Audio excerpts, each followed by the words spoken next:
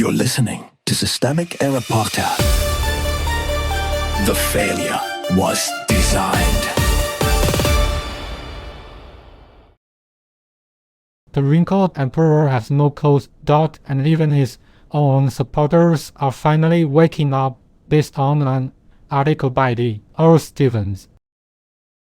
Trump is the mask, the party is the machine. What the source is really about. The source article is not a neutral report. It is a reaction to Bret Stephens using his New York Times push to denounce Trump in unusually blunt language, praise the idea of stripping Trump's name from federal property, and argue that Republicans will eventually have to move past him. The surrounding commentary treats that shift as late, partial, and deeply revealing. The figurehead is not the whole structure. Trump is the obvious villain in the source, but he is not the whole power structure. It is the public face of a system that the article itself describes as being fettered through Republican leadership, wealthy backers, a compliant military hierarchy, and elite media platforms that have normalized him for years. That is the real institutional map. The source understands this almost by accident. It calls Trump a brute, a fraud, and a threat. Fine, but the deeper truth is that Trump's power has never rested on his personality alone. It rests on the institutions willing to absorb his damage,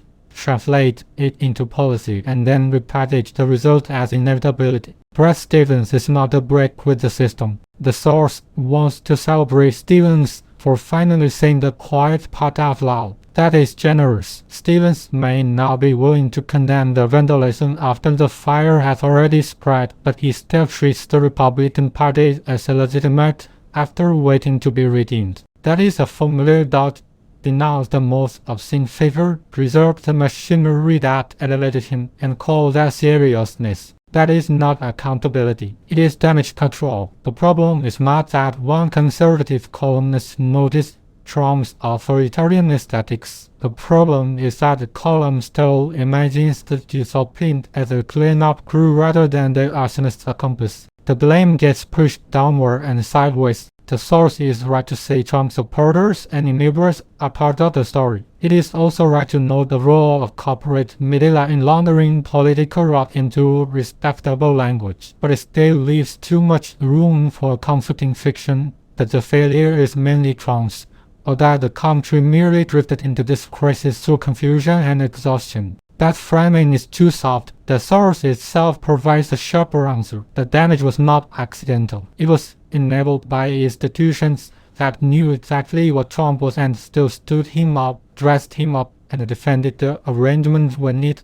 benefited them. If the article drifts into topic moving past him, it risks turning deliberate political corruption into a matter of bad taste and bad polling. Polling is not repentance. The source leaned on Trump's weak numbers as evidence that the spell is breaking. Maybe, but low approval is not the same thing as democratic repair. Reactionary politics can become more dangerous when it loses polish and confidence. A wounded strawman does not become harmless because his numbers sag.